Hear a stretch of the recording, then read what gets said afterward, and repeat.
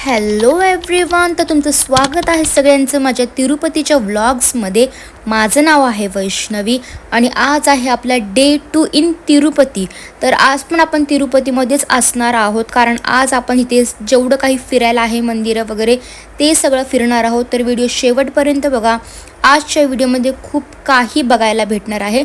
तर सकाळी आम्ही उठलो होतो सगळे 8:30 वाजता, आवरून वगैरे खाली 10 वाजता आलो. तर चला बघूया आज पुढे काय काय होतंय ते. हां,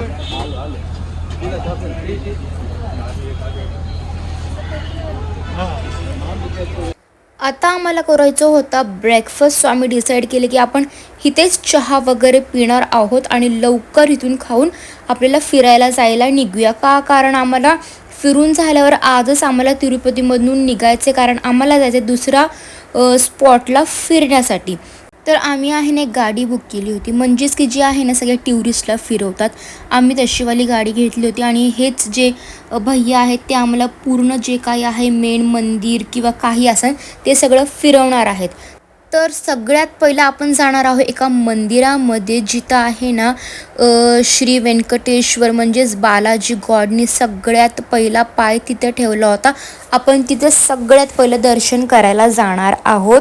तर हे जे मंदिर आहे ना ते श्रीवरी पदलू असं नाव आहे. हे तिरुमाला येथील एक अत्यंत पवित्र आणि प्रसिद्ध तीर्थक्षेत्र आहे. आणि जेव्हा भगवान व्यंकटेश्वर वैकुंठात पृथ्वीवर आले तेव्हा त्यांनी सर्वात आधी ह्याच ठिकाणी आपले दिव्य चरण ठेवले होते.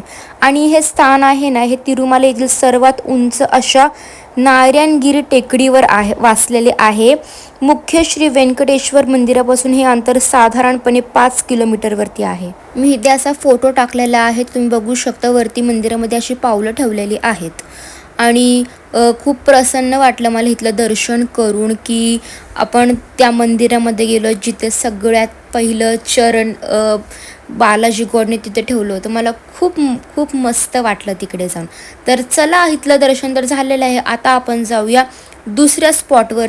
फक्त 5 मिनटं ट्रॅव्हल करून आल्यानंतर आता आपण आलो आहोत रॉक गार्डनमध्ये, जिथे आपण नॅचरल रॉक आर्क बघणार आहोत. तर चला मी तुम्हाला इथली माहिती सांगते. शिलातोरणम किंवा नॅचरल रॉक आर्क हे तिरुमाला टेकडीवरच्या रॉक गार्डन परिसरात स्थितीत आहे. आणि हे शिलातोरणम ह्या शब्दाचा अर्थ दगडांचे तोरण किंवा द्वार असा होतो. ही 2 खडकांना जोडणारी एक दुर्मिळ नैसर्गिक कमान आहे, जी मानवनिर्मित नसून निसर्गाच्या चमत्कारामुळे तयार झालेली आहे. आणि दुसरी गोष्ट म्हणजे हे खडक सुमारे 250 कोटी वर्ष जुने आहेत आणि ह्या नैसर्गिक कमानीचे वय साधारणपणे 150 कोटी वर्षे एवढे आहेत. तर तिथूनच पुढे येता येता आता आपण चाललो आहोत चक्रतीर्थम बघण्यासाठी. म्हणजेच की इथे आहे ना पाणी वगैरे असतं, वॉटरफॉल आहे आणि वरती मंदिर आहे. बट पाऊस वगैरे नसल्यामुळे, कारण की आपण इथे गेलेलो होतो जूनमध्ये, तर इथे पाऊस वगैरे नव्हतं, त्यामुळे इथे जास्त पाणी वगैरे नव्हतं. तर आपल्याला वर चालत चालत जायचं 10-15 मिनटं आणि मग त्याच्यानंतर ते मंदिर येतं. तर चला मी तुम्हाला इथली माहिती सांगते. चक्रतीर्थम हे भारताच्या आंध्र प्रदेश राज्यातील तिरुमाला येथील वसलेले एक अत्यंत पवित्र आणि निसर्गमय तीर्थक्षेत्र आहे. हे तिरुमाला मंदिरापासून साधारण 2 किलोमीटर अंतरावर शिलातोरणम जवळ स्थितीत आहे. येथे भगवान ब्रह्मदेवाने घोर तपस्या केली होती. या जागेचे पवित्र राखण्यासाठी भगवान विष्णूंनी आपले सुदर्शन चक्र साडले होते. हे चक्र ज्या ठिकाणी पडले त्या जागेला चक्रतीर्थम असे नाव पडले.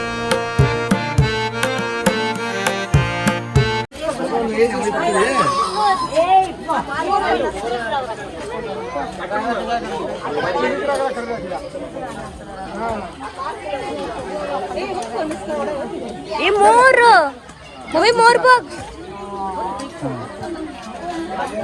पिकॉक.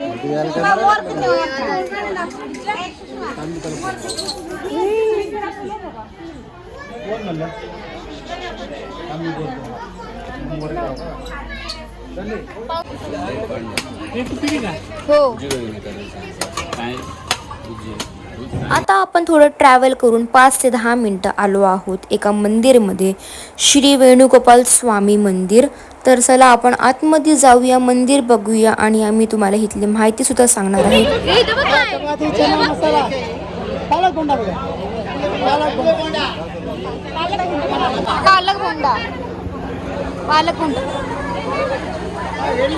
वरती मंदिरामध्ये जाण्यासाठी आहे ना एक मोठी लाईन होती, म्हणजेच की आम्हाला वरती मंदिरापर्यंत पोहोचण्यासाठी 10 मिनटं लागली लाईनीमध्ये थांबून.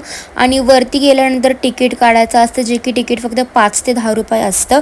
आणि हे आहे ते वेणुगोपाल स्वामी मंदिर आणि त्याच्यासमोर बजरंग बलीचं सुद्धा मंदिर आहे. तर चला मी तुम्हाला माहिती सांगते आता. श्री वेणुगोपाल स्वामी मंदिर हे भगवान विष्णूचा अवतार असलेला भगवान कृष्णाला समर्पित आहे. हे मंदिर मुख्य तिरुमाला मंदिराच्या परिसरात असून हे ठिकाण आपल्या अप्रतिम शिल्पेसाठी आणि शांत वातावरणासाठी ओळखले जाते. मंदिरात भगवान श्री कृष्ण, देवी रुक्मिणी आणि देवी सत्यभामा याच्या अतिशय सुंदर आणि आकर्षक मूर्ती आहे.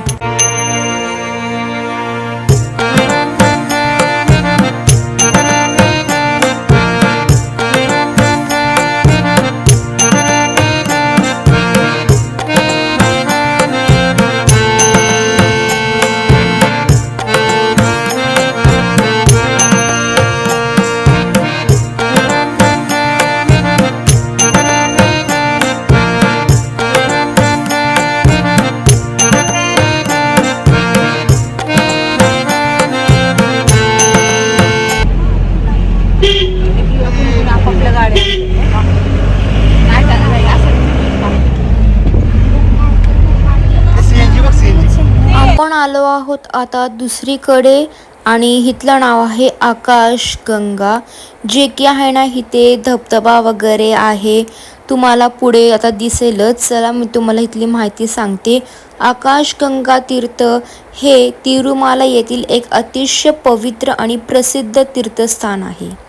हे ठिकाण तिरुमाला मुख्य मंदिरापासून सुमारे 5 किलोमीटर अंतरावर आहे आणि पौराणिक मान्यतेनुसार येथे भगवान व्यंकटेश्वराच्या मूर्तीसाठी लागणारे पवित्र जल थेट स्वर्गातून येते, म्हणूनच ह्याला आकाशगंगा असे म्हणतात.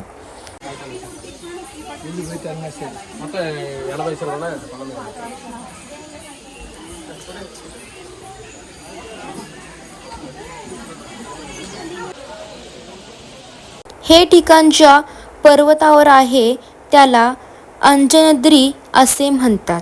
येथे अंजनी माता आणि बाळ हनुमानाचे एक सुंदर मंदिर आहे आणि येथे एक नैसर्गिक धबधबा आहे, ज्याचे पाणी भाविक अत्यंत पवित्र मानतात असे मानले जाते. म्हणजेच की आहे ना, हे जे इथं पाणी आहे ना धबधब्याचं, ते आपण असं अंगावर डोक्यावर घेतलं ना, आपले जे पण काही प्रॉब्लेम्स असतील, आपले म्हणजे हेल्थ प्रॉब्लेम्स वगैरे, स्किन प्रॉब्लेम्स, ते सगळे आपले निघून जातात असे मानलं जाते. तुम्ही बघू शकता इथे सगळे जेवढे आहेत सगळे पाय धुतात, हातावर डोक्यावरती पाणी घेतात. आले तर चला आपल्याला अजून एक आता मंदिरामध्ये जायचे, जे की 10 मिनिटावरती आहे आणि आता हे शेवटचं असणार आहे, आपलं एकदम शेवटचं मंदिर जे आपण बघणार आहोत. तर अजून व्हिडिओ शेवटपर्यंत बघा आणि हे मंदिरसुद्धा बघा. मी तुम्हाला इथली पूर्ण माहितीसुद्धा सांगणार आहे. तर चला पुढे जाऊया. आपण आलो आहोत पाप विनाशम तीर्थम. हे आंध्र प्रदेशातील तिरुमाला येथील पवित्र आणि तीर्थ धबधबा आहे. श्री व्यंकटेश्वर मंदिराचे उत्तरेस सुमारे 5 वर्ग अंतरावर हे ठिकाण आहे. येथे पवित्र स्नान केल्याने सर्व पाप नष्ट आणि भक्तांचे आजार बरे होतात अशी धार्मिक श्रद्धा आहे. पाप विनाशम या शब्दाचा अर्थ आहे पापांचा नाश करणारा असे म्हणतात. पौराणिक कथेनुसार ह्या ठिकाणी स्नान केल्याने मानवाची जाणीवपूर्वक किंवा न कळत झालेली पापे धुवून जातात. हा एक अतिशय सुंदर आणि पवित्र धबधबा आहे. तिरुमालाला येथे जाणाऱ्या बहुतांश भाविक ह्या ठिकाणी स्नान करणे पसंत करतात.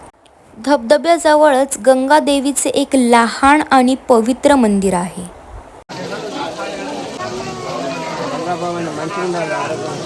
तर ही होती सगळी मंदिरं जी मी तुम्हाला दाखवली. एकदम सुंदर आणि प्रसन्न वाटलं आम्हाला हे सगळं फिरून दर्शन करून आता आम्ही आमच्या गाड्या घेऊन आता आम्ही परत निघालो आहोत पुढे जाण्यासाठी. कारण आता आपण तिरुमला सोडणार आहोत आणि आपण जाणार आहोत दुसरीकडे. जाता जाता आम्ही बघत होतो की आहे ना, हे जी लाईन असते ना, ही लाईन चालू होती दर्शनाची. जी फ्री असते ना, ही म्हणजे हे 2 दिवस किंवा 24 आवर्स यांची लाईन अशी चालूच असते. ह्यांना खूप वेळ लागतो दर्शन करण्यासाठी. असं बघत बघतच आम्ही आलो आणि 45 मिनिट्स नंतर आम्ही खाली आलो. कारण की जे आपण चढून आलो होतो पूर्ण असं डोंगर 45 मिनिटचा, तर खाली जाण्यासाठी सेम आम्हाला 45 मिनिट्सच लागले.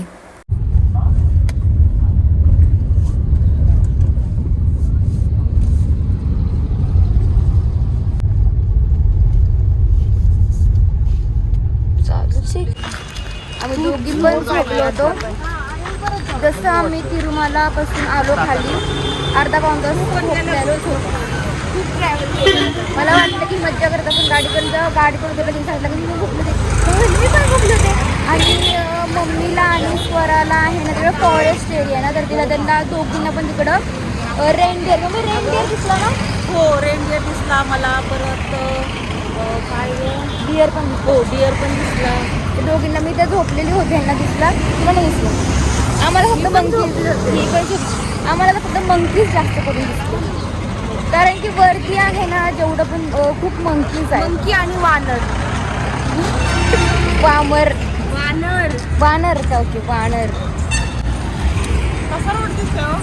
आम्ही आलो होतो आता जेवण करण्यासाठी. आम्हाला खूप जास्त भूक लागलेली होती कारण की आम्ही दिवसभर फिरत होतो आणि आम्ही फक्त असे थोडे स्ट्रीट फूडच खात होतो आणि त्यांनी का आमचं पोट वगैरे एवढं भरत नव्हतं. आणि आम्ही खूप वॉकिंग केलं. आम्ही जेवढं असं फिरत वगैरे होतो ना, तर आम्ही इथं घेतलं होतं पनीर मंचुरियन, पनीर क्रिस्पी, अजून हे रोटी भाजी, 2 आम्ही वेगवेगळ्या भाजी घेतल्या होत्या.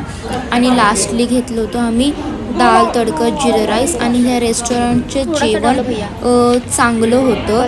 आणि दुसरी गोष्ट म्हणजे आज आम्ही इथेच स्टे करणार आहे. एक असं वाटतंय आपल्याला मी राहिले मस्त. It's very nice. How are you feeling? कसं वाटतंय? आज आम्ही इथे स्टे करणार आहे आणि या हॉटेलमध्ये आम्ही रूम्स बुक केल्या होत्या आणि इथल्या रूम्स आहेत ना मस्त होत्या, एकदम क्लीन.